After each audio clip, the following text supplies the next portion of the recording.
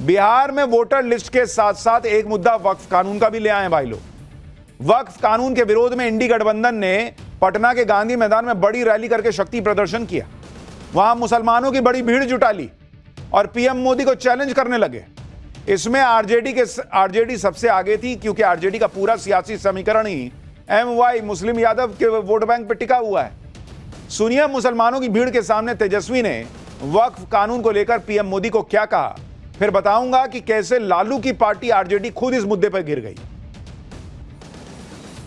ये एनडीए भाजपा की सरकार जाने वाली है। गरीब आवाम की सरकार बनेगी तो इस बिल को, इस कानून को बिहार राज्य जो है कूड़े के दाग में फेंकने का काम करेगा। बिहार में किसी भी कीमत पे इस कानून को हम लोग लागू नहीं होने देंगे। मुसलमानों की भारी भरकम भीड़ जुटा के तेजस्वी यादव कह रहे ये देश किसी के बाप का नहीं है। बिल्कुल सही कह रहे बॉस, ये किसी के बाप का नहीं है, ये संविधान से चलेगा और उसी संविधान के तहत कानून बना है संसद के अंदर। तो वोट के नाम पर किसी के बाप का कानून नहीं है कि इसको उड़ा के कोई भी कूड़ेदान में फेंक देगा। यह सब पे लागू होता है बॉस। संसद से पास कानून को तेजस्वी यादव कूड़ेदान में फेंकने की बात कर रहे हैं। बीजेपी भड़क गई। बीजेपी ने इसी बयान पर बाबा साहब अंबेडकर के संविधान का अपमान बताकर तेजस्वी के साथ साथ इंडी गठबंधन को भी फंसा दिया। बीजेपी प्रवक्ता सुधांशु त्रिवेदी ने कहा कि इंडी गठबंधन ना संसद को मानता है, ना जुडिशरी को मानता है। वोट बैंक की चाहत में इनका समाजवाद नमाजवाद में तब्दील हो गया है। सुनिए सुधांशु त्रिवेदी। यह बहुत गंभीर विषय है। उन्होंने वक्फ बोर्ड के कानून के लिए कहा कि हम इसको कूड़ेदान में फेंक देंगे, जबकि वह भारत की संसद के दोनों सदनों से पारित है, कोर्ट में विचाराधीन है कि न संसद का सम्मान न न्यायपालिका का सम्मान। वोट बैंक की चाहत में जो कुछ बोला गया है तेजस्वी यादव और इंडी गठबंधन के अन्य नेताओं के द्वारा, उससे साफ है कि यह संविधान को कूड़ेदान में फेंकने की 50 साल पुरानी मानसिकता से बाहर नहीं आ पा रहे हैं। बिहार में इंडी गठबंधन ने वक्फ बचाओ संविधान रैली कर शक्ति प्रदर्शन किया, लेकिन इस रैली का आयोजन जिस संगठन ने किया वो इमारत शरिया नामक एक मुस्लिम संगठन। यह संगठन बिहार, ओडिशा और झारखंड में सक्रिय है। इसलिए इस आयोजन को लेकर बीजेपी ने लालू यादव, तेजस्वी यादव और आरजेडी को घेर लिया। आरोप लगाया कि इंडी गठबंधन के मंच से अब बाबा साहब अंबेडकर के संविधान की नहीं बल्कि शरिया और शरीयत की बातें हो रही हैं। बीजेपी ने पूछा कि क्या इंडी गठबंधन बिहार में शरिया कानून लागू करने की सोच रहा है क्या? सुनिए सुधांशु त्रिवेदी को, फिर बताता हूं कि वक्फ कानून का विरोध करके आरजेडी फंसी कैसे। वक्फ बोर्ड के जिन प्रावधानों के विरुद्ध इंडी गठबंधन के नेता बार बार बोल रहे हैं, क्या वो प्रावधान सऊदी अरब में लागू है जो इस्लाम की जन्मस्थली है? नहीं। क्या इंडोनेशिया में लागू है जो सबसे बड़ा मुस्लिम देश है? नहीं। क्या टर्की में लागू है जो खलीफत की सीट रही है? नहीं। क्या वो पाकिस्तान और बांग्लादेश में लागू है? नहीं। जो आईएसआईएस की भूमि है, सीरिया और इराक के हिस्से, वहां पे लागू है? नहीं। तो मैं पूछना चाहता हूं इंडी गठबंधन से कि आप बिहार में क्या सऊदी अरब, इंडोनेशिया, टर्की और आईएसआईएस से ज्यादा बड़ा शरिया का कानून लागू करने की सोच रहे हैं? जहां तक इस्लाम धर्म के, इस्लामी अकीदे के मुकद्दस रवायतों का सवाल है तो बहुत साफ कहना चाहता हूं, कुरान में वक्फ नाम का कोई वर्ड नहीं है। यह मुल्ला मौलवियों का अपना क्रिएशन है। वक्फ कानून पर पटना के गांधी मैदान में इंडी गठबंधन ने कल जो माहौल बनाया था उसे आज बीजेपी पंचर कर रही थी। बीजेपी ने बता दिया कि वक्फ के आंसू गरीब मुसलमान के लिए नहीं निकल रहे, बल्कि उन ताकतवर मुल्ला मौलवियों के लिए निकल रहे हैं जिन्होंने जमीनें हड़पी हुई। और ऐसी ही बातें खुद लालू यादव कह चुके हैं। साल 2010 में यूपीए के वक्फ संशोधन कानून पर बोलते हुए लालू यादव खुद मानते थे कि वक्फ की जमीन पर अनाप शनाप कब्जा हो रखा है और यह कब्जा खुद वक्फ बोर्ड से जुड़े लोगों ने किया हुआ है। लेकिन आज वोट चाहिए तो वही आरजेडी वक्फ कानून में सुधार का विरोध कर रही है, कह रही है कि हम आएंगे सत्ता में तो कूड़ेदान में डाल देंगे। सुनिए लालू यादव, तेजस्वी यादव के पप्पा कैसे वक्फ की जमीन पर चल रहे लूट के खेल को एक्सपोज कर रहे थे। सुनिए एक बार। देखिए, कानून बनाना चाहिए बहुत कड़ा। सारी जमीनें हड़प ली गई है, चाहे सरकारी हो या गैर, उसमें जो काम करने वाले लोग हैं सब बेच दिया है। प्राइम लैंड, ऐसा नहीं है कि कोई खेती वाली जमीन है।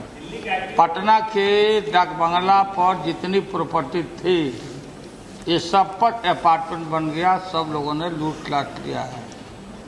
आगे से खैर आप तो लाइए, इसको पास हम लोग कर देते हैं संशोधन आपका, लेकिन आगे से कड़ाई के साथ जो भी बंडियाँ बना रहे हैं इसको संवैधानिक अधिकार दीजिए और कम्युनिकेबल ऑफेंस करिए। अगर कोई बेचता है सो, और जो कब्जा किए हुए है सो, और ये सारे लोगों को क्रिमिनल मतलब नॉन अवेलेबल इसको नहीं बनाइएगा, तब तक आपका ये खंता पूर्ति ये होता रहेगा। ये तेजस्वी यादव के पापा जी हैं, संसद में खड़े होकर बता रहे थे कि कैसे वक्फ की जमीन को पटना में कब्जा किया हुआ है और कानून में सजा का प्रावधान कीजिए ताकि ये सब रुके।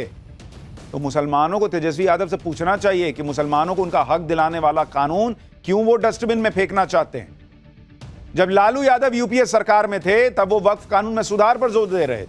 अब जब नरेंद्र मोदी ने वक्फ कानून में ऐसे संशोधन किए जिससे जमीन की लूट रुके और गरीब मुसलमानों का फायदा हो, तो लालू यादव की पार्टी मुसलमानों को भड़काने का काम कर रही है। दरअसल आरजेडी के निशाने पर मुस्लिम वोट है जिसे वो हाथ से जाने नहीं देना चाहते। आप अगर खुद देखिएगा कि बिहार में स्थिति क्या है, जरा इसको आप देखिए। बिहार के अंदर, उसके अंदर अगर आप देखेंगे मुस्लिम आबादी जो है,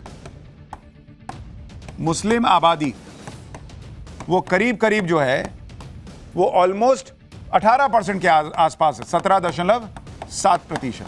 ठीक है, और 50% से ज्यादा मुस्लिम आबादी वाली सीट, 50% प्लस आबादी वाली मुस्लिम सीट, अगर आप इसको देखिएगा तो ये है करीब करीब 47 सीट ऐसी है जहां पर 50% से ज्यादा मुस्लिम आबादी है बिहार में। और 40% प्लस वाली कितनी है भाई? 11 सीट है, यानी दोनों को जोड़ दीजिए तो 58 सीट ऐसी है जहां मुस्लिम वोटर बहुत निर्णायक भूमिका में। इंडी गठबंधन को मुस्लिम वोट अगर आप देखिएगा 2020 के चुनाव में कितने मिले थे भाई इंडी वालों को? 2020 में मिले थे 76% मुसलमानों के वोट, और 2024 के लोकसभा चुनाव में देखिएगा तो ये और बढ़ के 87% पहुंच गया। तो भाई जब उनको बल्क में मुसलमान का वोट मिल रहा है तो वो तो कहेंगे ही कि हम वक्फ कानून उठा के कूड़ेदान में डाल देंगे। ये तो मुसलमान को सोचना है कि आपके हक की चीज कोई उठा के क्यों कूड़ेदान में डाल रहा है।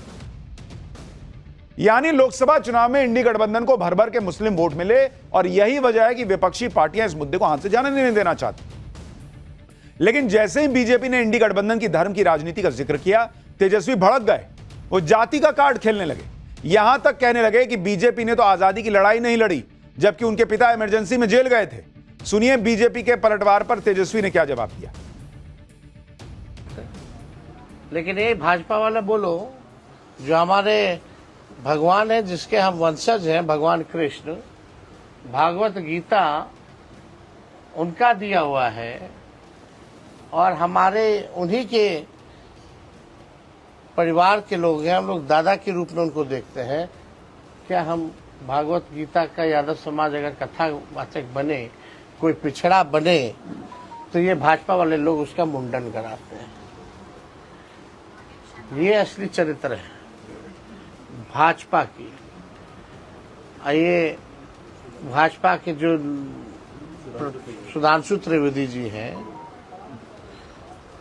इन लोगों का कोई देश का आजादी में कोई योगदान रहा है क्या? ये लोग तो अंग्रेज के गुलाम रहे हैं। लोग इमरजेंसी में इनके पिता जेल गए हैं क्या? मेरे पिता इमरजेंसी में जेल गए।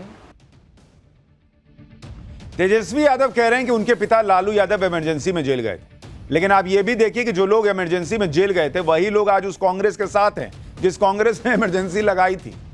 लेकिन अब ये सब इमरजेंसी भूल गए क्योंकि इन्हें सिर्फ सत्ता दिखती है और नरेंद्र मोदी का विरोध दिखता है। नरेंद्र मोदी के विरोध में ये इस हद तक चले गए कि वक्फ बचाओ रैली कर रहे हैं और वहां पर भड़काऊ बयानबाजी हो रही है। पूर्णिया से निर्दलीय सांसद पप्पू यादव तो सीधे कुर्बानी की बातें करने लगे। सुनिए पप्पू यादव क्या कह रहे हैं, फिर बताता हूं कि बिहार में वोटर लिस्ट के मामले में नया ट्विस्ट क्या आ गया है।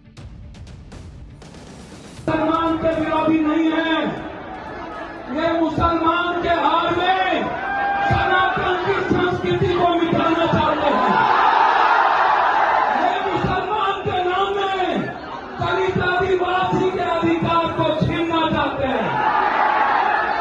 कहीं पे निगाह है, कहीं पे निशाना। ये मुसलमान का कुछ नहीं बिगाड़ सकते। जिसका इतिहास हजरत हुसैन का हो, नहीं पता। कुर्बानी का इतिहास बहुत बड़ी ताकत है। दरअसल इन पार्टियों का भरोसा यह है कि मुसलमान बड़ी भीड़ में इकट्ठा होकर ऐसी बातों पर जोर शोर से ताली बजाकर इनके लिए भर भर के वोट कर देगा।